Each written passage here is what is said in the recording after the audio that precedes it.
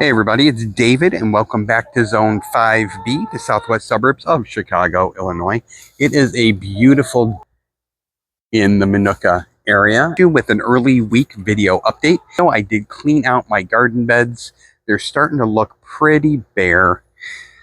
The only things I have left in there are my grapevines, which are going to stay, obviously. Basil, which will eventually get cut down. It is flowering, but it's growing out of control.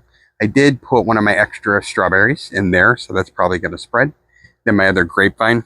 Over here, this is what my asparagus fronds look like. This is my first year with the asparagus, so you do let it fern out on you. That helps the root development. And hopefully in a couple years, we'll be harvesting asparagus from there. And then over here, my pepper plants are all still there, but I have the big holes where my ground cherries were. Today, I am going to get out here, take advantage of the beautiful weather to get my cover crop planted.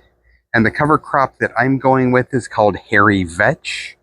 I will lay the seeds out, I will let it sprout and grow, and then I will be able to chill that into the soil, and it will add nitrogen back into the soil, just like my pea plants that I had planted. Well, my tomatoes, again, I had started to cover them up a little. I want to top off some of these empty buckets and get some other stuff planted to try to grow it here before the frost, but I do still have tomatoes growing as well.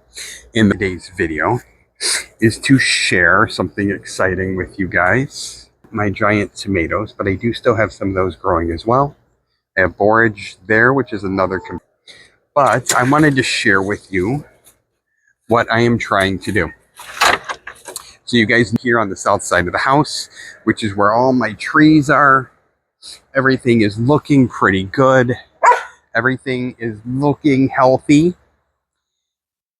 And I wanted to do something with this plant. This is my Granny Smith apple.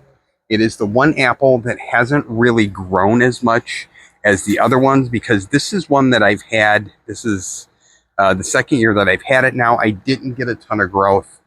I had some straight shoots with a lot of late season growth on it, but I wanted to see about grafting some of the buds from this Granny Smith onto some of my other apples, just to see if that would work. I did a ton of research. I ordered a grafting kit.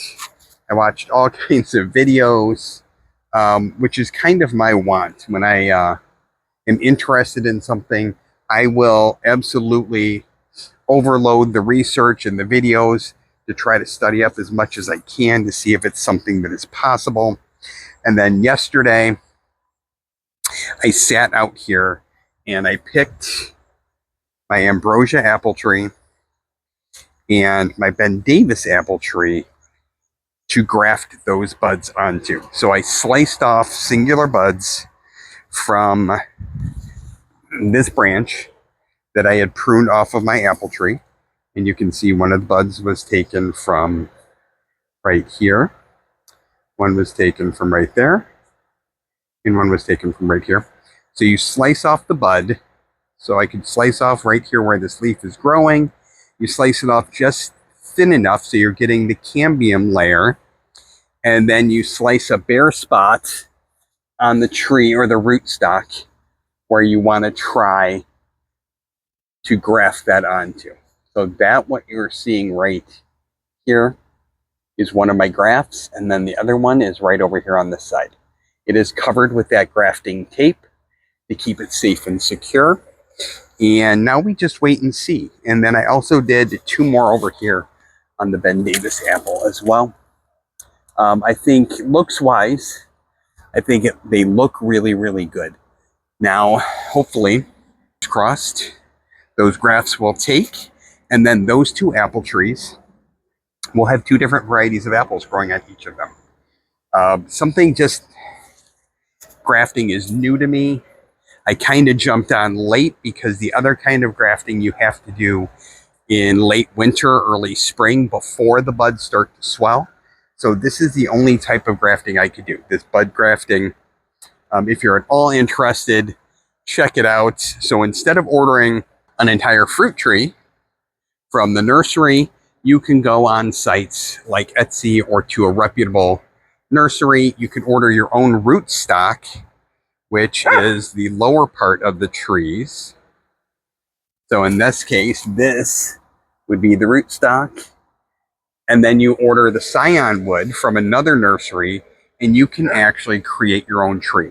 You get to pick the rootstock that has the qualities that you want: fast growing, resistance to certain diseases, best for your climate. And then you can pick the scion wood from whatever apple you want and put your tree together that way too. So it's another option. Something new for me. I'm really hoping that it takes. I'm hoping that it works really well. So I will keep you guys informed. I'll keep you up to date. I like to bring you guys along on every single journey that I take so you can see and learn from my mistakes or help me celebrate my successes. So I'm hoping that's a success. Also, I want to let you guys know, and I'm going to post it up here in the corner.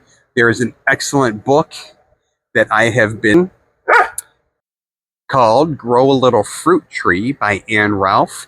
It is an amazing book about growing fruit trees, about keeping them through pruning and training and just raising fruit trees in general.